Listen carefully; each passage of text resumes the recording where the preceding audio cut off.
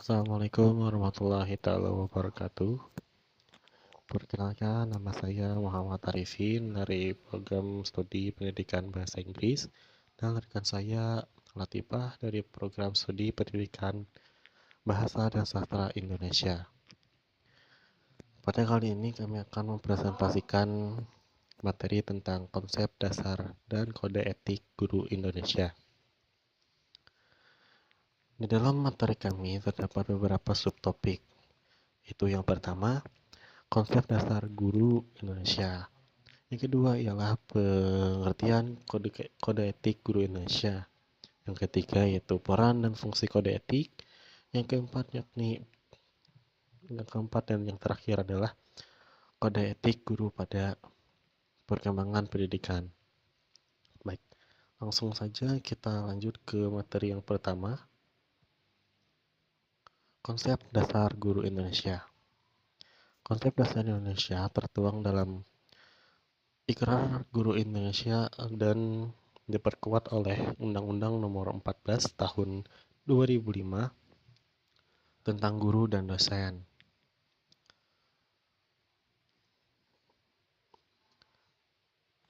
Konsep dasar guru memuat beberapa 5 fundamental, yaitu yang pertama guru sebagai pendidik, yang kedua guru sebagai pendidik profesional, yang ketiga guru sebagai teladan, yang keempat guru sebagai penggerak perubahan, dan yang terakhir adalah guru sebagai pembelajar sepanjang hayat. Pada poin pertama, guru sebagai pendidik. Dalam hal ini, seorang guru bukan hanya sebagai pengajar.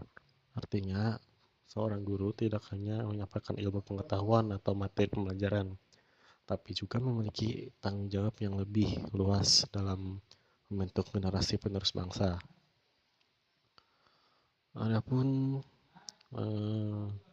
peran guru sebagai pendidik yaitu yang pertama menanamkan nilai-nilai moral dan budi pekerti luhur.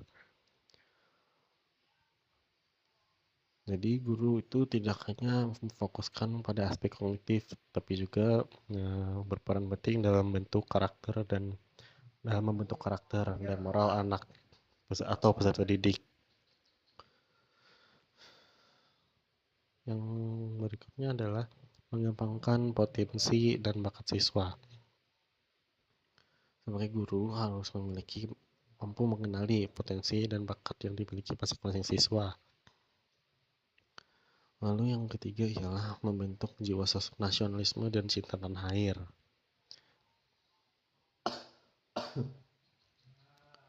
Guru berperan penting dalam menanamkan rasa cinta tanah air dan nasionalisme kepada anak didik. Lalu yang keempat ialah membimbing dan membentuk kepribadian siswa. Yang kelima ialah menumbuhkan semangat belajar sepanjang hayat. Pada poin kedua, guru sebagai pendidik profesional. Maksudnya, guru bukan hanya pengajar biasa, melainkan pendidik profesional yang senantiasa mengasah diri untuk memberikan pendidikan terbaik bagi generasi penerus bangsa. Guru sebagai pendidik profesional dapat dilihat dari kualifikasi dan kompetensinya. Dapat juga dilihat dari belajar sepanjang hayat, memanfaatkan teknologi, beradaptasi dengan perkembangan, dan menjadi teladan bagi murid. Maksudnya, kualifikasi di kompetensi. Guru memiliki kualifikasi yang sesuai dengan standar yang ditetapkan. Para guru telah menempuh pendidikan formal di bidang keguruan dan memiliki sertifikasi yang diperlukan. Namun juga belajar sepanjang hayat. Dunia pendidikan terus berkembang dan guru Indonesia pun tidak mau ketinggalan. Mereka terus belajar dan meningkatkan pengetahuannya melalui berbagai cara.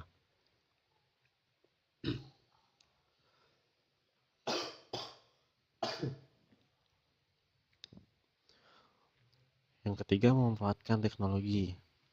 Guru dapat memanfaatkan teknologi untuk menunjang proses pembelajaran. Para guru menggunakan berbagai platform digital dan berkomunikasi dengan murid. Lalu yang keempat adalah beradaptasi dengan perkembangan. Para guru dituntut untuk beradaptasi dengan kurikulum dan metode pembelajaran yang terus diperbarui, dan guru harus mampu beradaptasi dengan perubahan tersebut. Menjadi teladan bagi murid. Guru bukan hanya pengajar, tapi juga teladan bagi muridnya. Sikap, perilaku, dan ucapan mereka menjadi landasan bagi muridnya dalam belajar dan bertingkah laku. Pada poin ketiga, yaitu guru sebagai teladan. Gimana sih caranya supaya menjadi guru yang teladan? Itu yang pertama, dengan cara integritas. Guru harus teguh pada pendirian dan konsisten dalam segala hal.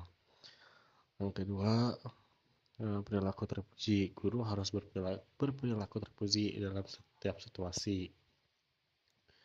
Yang ketiga yaitu menjaga etika profesi. Guru harus menjaga etika profesi dalam menjalankan tugasnya. Para guru harus menghindari plagiarisme, korupsi, dan segala hal untuk mencuri kecurangan yang lainnya. Walaupun keteladanan guru dapat mempengaruhi peserta didiknya, yaitu yang pertama dapat membentuk karakter murid.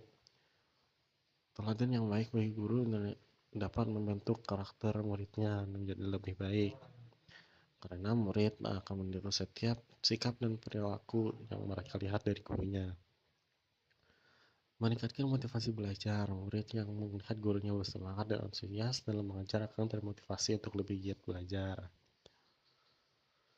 Menciptakan lingkungan belajar yang positif. Teladan yang baik dari guru dapat menciptakan lingkungan belajar yang positif dan kondusif. Peserta didik akan merasa nyaman dan aman untuk belajar dan berkembang. Nah, adapun tantangan yang seorang guru yang menjadi teladan. Tantangan seorang guru untuk menjadi teladan bagi siswa ya. Yang pertama, menjaga konsistensi. Menjadi teladan yang baik membutuhkan konsistensi yang tinggi. Guru harus selalu menunjukkan sikap dan perilaku yang baik bahkan di luar jam mengajar. Yang kedua, menangani situasi yang sulit. Seringkali guru mungkin dihadapkan pada situasi sulit yang membutuhkan kebijaksanaan dalam bertindak. Mereka harus tenang dan menunjukkan teladan yang baik dan menyelesaikan masalah. Yang ketiga ialah menjaga keseimbangan. Menjadi teladan yang baik membutuhkan keseimbangan antara kehidupan pribadi dan profesional. Seorang guru harus mampu membagi antara kehidupan pribadinya dan kehidupan dunia profesionalnya, yakni mengajar dan mengajar murid-muridnya, mengajar dan mendidik murid-muridnya. Lanjut kepada poin yang keempat, yaitu guru sebagai penggerak perubahan. Guru sebagai penggerak perubahan berperan menjadi agen inovasi. Itu maksudnya guru tidak berlaku pada metode pembelajaran tradisional. Mereka berani berinovasi dan mencari cara-cara baru yang efektif, yang kreatif untuk meningkatkan kualitas pembelajaran di kelasnya. Membuka diri terhadap ide baru. Guru selalu terbuka terhadap ide-ide baru dan siap untuk belajar dari berbagai sumber. Guru dapat menghadiri seminar, workshop, bertukar ide sama guru, dan lain-lain. Beradaptasi dengan zaman dunia yang terus berubah, dan guru harus mampu beradaptasi dengan perubahan tersebut. Mereka harus siap untuk menghadapi berbagai tantangan baru. seperti perubahan kurikulum, kemajuan teknologi, dan kebutuhan belajar yang semakin beragam. Yang keempat yakni menjadi teladan bagi murid. Guru tidak hanya untuk meningkatkan kualitas pembelajaran, tapi juga untuk menjadi teladan bagi muridnya. Yang terakhir menjadi penggerak komunitas. Peran guru tidak hanya terbatas di kelas, mereka juga dapat menjadi penggerak komunitas untuk meningkatkan kesadaran masyarakat tentang pentingnya pendidikan. Poin yang terakhir adalah guru sebagai pembelajar sepanjang hayat. Kenapa sih guru harus menjadi pembelajar sepanjang hayat? Alasan pertama yaitu dunia pendidikan terus berkembang, kurikulum, metode pembelajaran, dan teknologi pendidikan terus diperbarui. Sehingga mau tidak mau guru harus mengikuti perkembangan ini agar dapat memberikan pendidikan yang terbaik bagi muridnya. Alasan kedua yaitu ilmu pengetahuan dan teknologi yang berkembang pesat. Di era digital, ilmu pengetahuan dan teknologi berkembang dengan sangat cepat. Guru harus mampu mengikuti perkembangan ini agar dapat memanfaatkannya dalam proses pembelajaran. Alasan ketiga yaitu murid selalu ingin tahu dan ingin belajar. Murid zaman sekarang memiliki rasa ingin tahu yang tinggi dan selalu ingin belajar. Guru harus mampu menjawab rasa ingin tahu mereka dan memberikan mereka ilmu pengetahuan yang up to date. Alasan berikutnya yaitu meningkatkan kualitas pengajaran. Dengan terus belajar, guru dapat meningkatkan kualitas pembelajaran di kelasnya. Mereka dapat menggunakan metode pembelajaran yang lebih inovatif dan kreatif, serta memberikan pembelajaran yang lebih menarik dan relevan bagi murid-muridnya. Alasan berikutnya yakni menjadi teladan bagi murid. Guru adalah teladan bagi muridnya dengan menunjukkan semangat belajar yang tinggi. Guru Indonesia dapat memotivasi muridnya untuk terus belajar dan berkembang. Lalu bagaimana sih cara guru menjadi pembelajar sepanjang hayat? Cara pertama itu mengikuti pelatihan dan seminar. Cara kedua yaitu membaca buku dan jurnal. Cara ketiga yaitu mengikuti komunitas online. Cara keempat yaitu menjadi mentor bagi guru lain. Dan cara yang terakhir yaitu menjadi inovator. Mungkin itu saja dari saya, dilanjutkan oleh rekan saya kepada Latifah dipersilakan.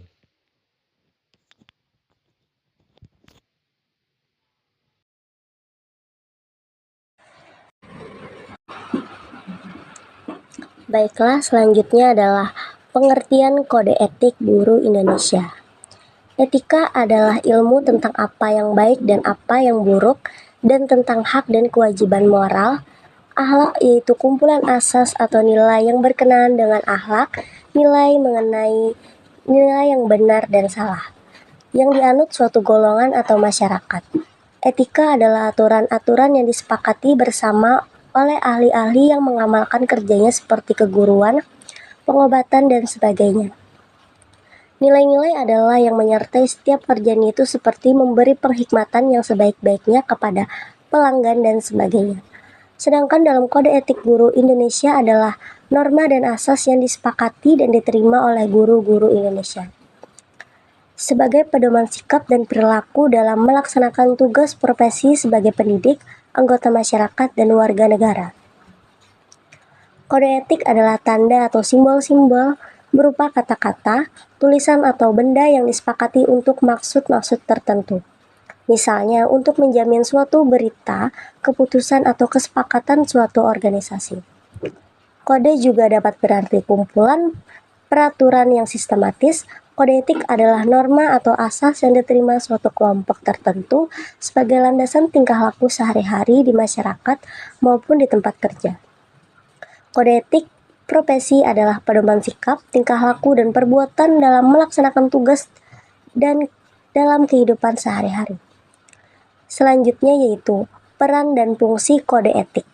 Kode etik profesi dapat menjadi penyeimbang segi-segi negatif dari suatu profesi sehingga kode etik ibarat kompas yang menunjukkan arah moral bagi suatu profesi dan sekaligus juga menjamin mutu moral profesi itu di mata masyarakat. Kode etik bisa dilihat sebagai produk dari etika terapan karena diharapkan berkat penerapan pemikiran etis atau suatu wilayah tertentu yaitu profesi. Tetapi setelah kode etik ada, pemikiran etis tidak berhenti. Kode etik tidak menggantikan pemikiran etis, tapi sebaliknya selalu didampingi refleksi etis supaya kode etik dapat berfungsi dengan semestinya. Salah satu syarat mutlak adalah bahwa kode etik itu dibuat oleh profesi sendiri. Kode etik tidak akan efektif kalau di-drop begitu saja dari atas atau instansi pemerintahan atau instansi-instansi lain, karena tidak akan dijiwai cita-cita dan nilai-nilai yang hidup dalam kalangan profesi itu sendiri.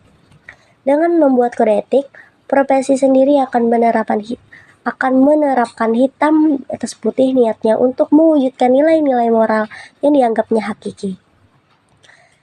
Hal ini tidak akan pernah bisa dipaksakan dari luar.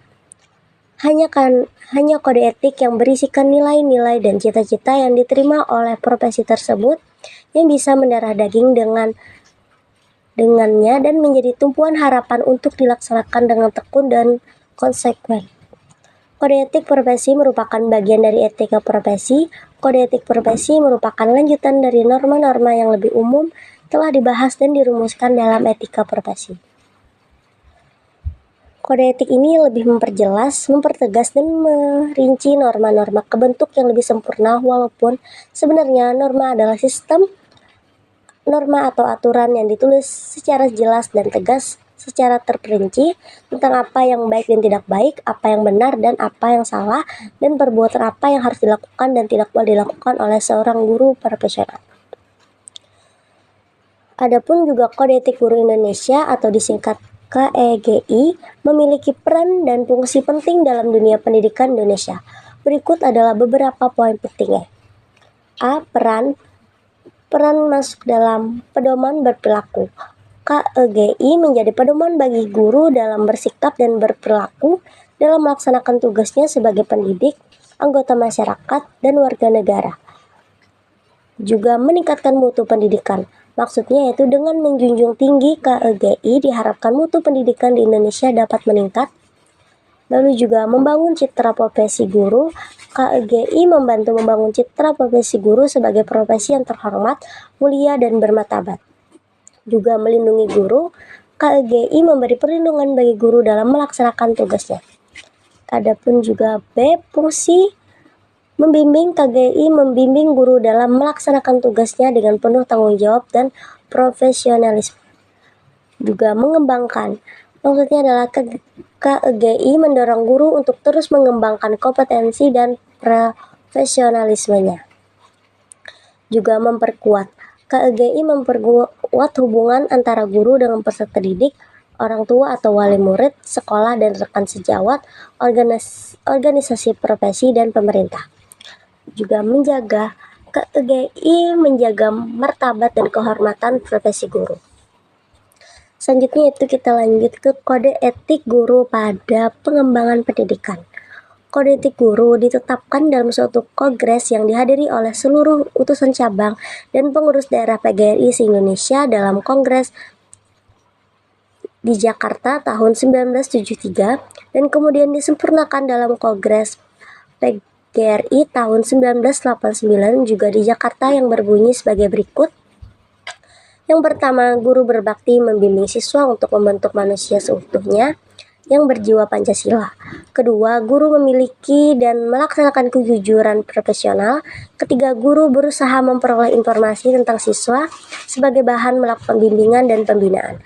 Keempat, guru menciptakan suasana seolah sebaik-baiknya yang menunjang berhasilnya profesi belajar mengajar. Kelima, guru memelihara hubungan baik dengan orang tua murid dan masyarakat sekitarnya untuk membina peran serta rasa tanggung jawab bersama terhadap pendidikan. Keenam, guru secara pribadi dan bersama-sama mengembangkan dan meningkatkan mutu dan martabat profesinya. Ketujuh, guru menjaga hubungan profesi, semangat kekeluargaan dan ketikawanan sosial. 8. Guru secara bersama-sama memelihara dan meningkatkan mutu organisasi PGRI sebagai sarana perjuangan dan pengabdian. 9. Guru melaksanakan segala kebijaksanaan pemerintah dalam bidang pendidikan. Kesimpulannya adalah guru Indonesia bukan sekedar mengajar biasa, melainkan pendidik profesional yang memiliki peran mulia dan mencerdaskan kehidupan bangsa dan mewujudkan cita-cita kemerdekaan Indonesia. Konsep dasar guru Indonesia tertuang dalam Ikrar Guru Indonesia dan Undang-Undang Nomor 14 Tahun 2005 tentang guru dan dosen yang menjadi landasan moral dan profesional dalam menjalankan tugasnya. Lebih dari sekedar mengajar, guru Indonesia memiliki 5 peran fundamental. Pertama, sebagai pendidik. Yang kedua, sebagai pendidik profesional. Ketiga, menjadi teladan. Dan keempat, penggerak perubahan. Kelima, pembelajar sepanjang hayat. Kode etik guru Indonesia menjadi pedoman sikap dan perilaku dalam melaksanakan tugas profesi sebagai pendidik, anggota masyarakat, dan warga negara. Kode etik ini membantu guru Indonesia dalam menjalankan tugasnya dengan bermoral dan profesional. Dengan memahami konsep dasar dan peran guru Indonesia, diharapkan dapat meningkatkan kualitas pendidikan di Indonesia dan melahirkan generasi penerus bangsa yang cerdas, berkarakter, dan sikap membangun bangsa yang lebih maju dan sejahtera. Mungkin itu saja yang bisa kami sampaikan dari kelompok 7. Salah hilap kami mohon maaf. Wassalamualaikum warahmatullahi wabarakatuh.